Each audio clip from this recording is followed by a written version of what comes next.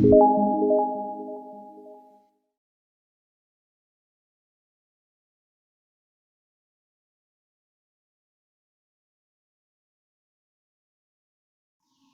morning. This is day 1 of a week of devotions in November of 2021. Isn't it interesting how words can change their meaning over time? We talk about devotion to a person or a cause. We might speak about someone's devotion to duty, particularly in light of our celebration of Remembrance Day recently. And we mean commitment and loyalty and dedication and allegiance and love and faithfulness. But in the church, we also speak of prayers or religious observances as devotions. We call these morning sessions our devotions. Is it possible that we can go through the motions of religious observance, even prayers, without the commitment, the loyalty, the dedication, the allegiance, the love and faithfulness that characterize devotions in other situations? The prophet Isaiah was given a message from God to his people Israel. It was a stern warning, but also a promise that there was hope for restoration and great hope for the future. I would like you to have a Bible with you as we study this week, but for this morning I invite you to listen. Now please don't turn off when I read about fasting.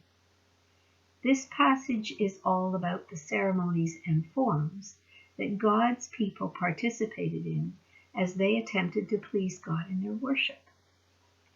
To give up food or to dress in sackcloth and ashes were ways to indicate that they were seeking God and His will.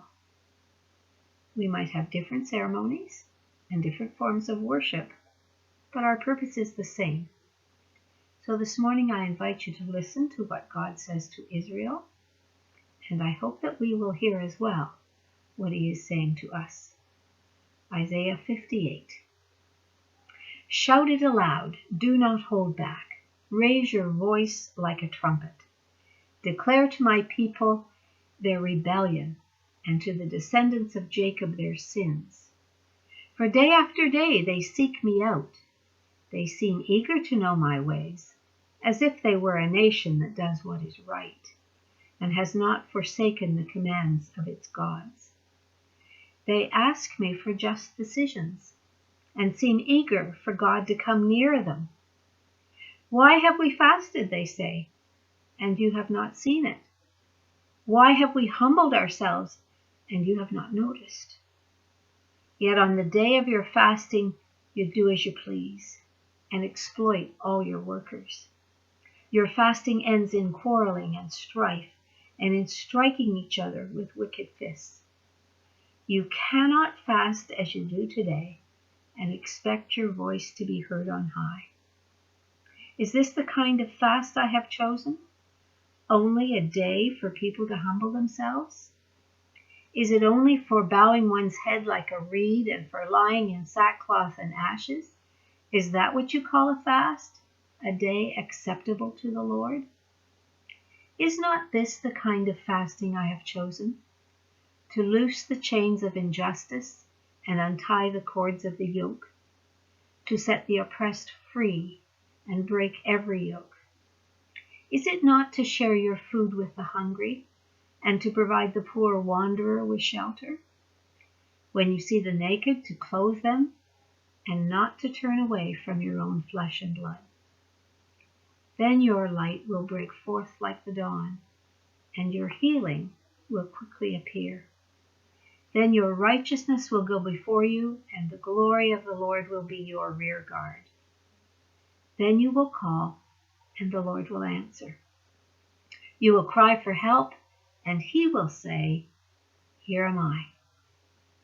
If you do away with the yoke of oppression, with a pointing finger and malicious talk, and if you spend yourselves on behalf of the hungry and satisfy the needs of the oppressed, then your light will rise in the darkness and your night will become like the noonday. The Lord will guide you always. He will satisfy your needs in a sun-scorched land, and he will strengthen your frame. You will be like a well-watered garden, like a spring whose waters never fail. Your people will rebuild the ancient ruins and will raise up the age-old foundations.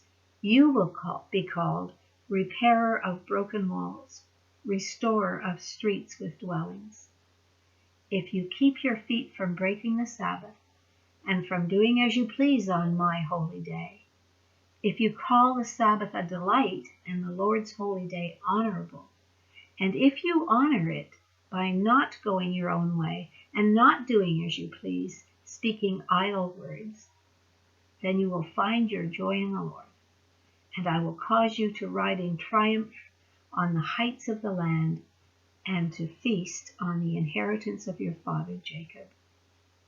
For the mouth of the Lord has spoken. There's a lot there for us to think about, and we'll do that over the next 4 days. But I would encourage you to go back and read it over again a couple of times and think about what God might be saying to those of us in 2021 in Barrie. God bless. Look forward to seeing you tomorrow.